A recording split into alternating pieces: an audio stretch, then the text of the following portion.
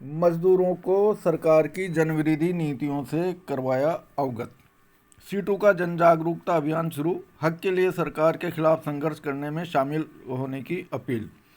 Kota Etawah. Situ निर्माण मजदूर union तहसील committee की 31 मार्च की मीटिंग में लिए गए निर्णय के अनुसार यूनियन सदस्यों ने इटावा क्षेत्र में शनिवार से जागरूकता अभियान की शुरुआत की। सीटू महामंत्री मुरारीलाल बेरवा ने बताया कि इटावा में मजदूरों के बीच राजनीतिक चेतना पैदा करने, मजदूर विरोधी गतिविधियों के खिलाफ संघर्ष करने के लिए यूनियन अध्यक्ष कामरेड देवी शंकर महावर के नेतृत्व में जागरूकता अभियान की शुरुआत कर दी गई है। अभियान के तहत सरकार की मजदूर विरोधी नीतियों की जानकारी दी गई।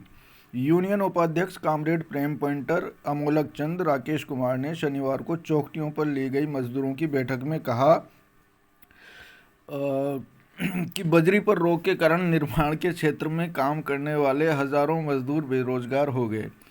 राजस्थान में बजरी खनन पर लगी रोक हटाने के लिए निर्माण मजदूर यूनियन लगातार संघर्ष कर रही है, लेकिन मजदूर विरोधी सरकार बजरी खनन पर लगी रोक को नहीं हटा रही है, जिसके चलते निर्माण मजदूरों के सामने अपने परिवार का पालन पोषण करने का संकट खड़ा हो गया है।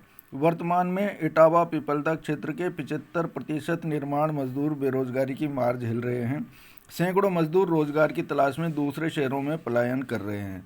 शुभ शक्ति योजना के तहत मिलने वाली सहायता राशि का भुगतान वर्ष 2018 से अब तक श्रम विभाग द्वारा नहीं किया गया है।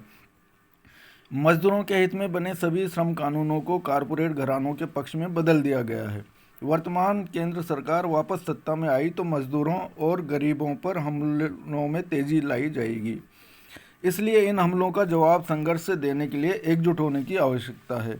आपके अधिकारों को बचाने के लिए लगातार संघर्ष लाल झंडे वाली सीटू यूनियन करती रही है और आगे भी करती रहेगी। अगर गुलामी से बचना है, लोकतंत्र और संविधान को खत्म होने से बचाना है तो दोस्त और दुश्मन की पहचान करना सीखना पड़ेगा। बीजेपी के 10 साल के शासन में महंगाई और बेरोजगारी बढ़ी है, रोजगार घटा है, केवल अमीरों और कारपोरेट घरानों का मुनाफा बढ़ा है। आज देश के 3% लोगों के पास 70% धन जमा हो गया है, जिसके पीछे निजीकरण को बढ़ावा देना और सरकारी तंत्र को खत्म करने की पूंजीवादी व्यवस्था वाली बीजेपी सरकार की आमजन विरोधी नीतियां हैं।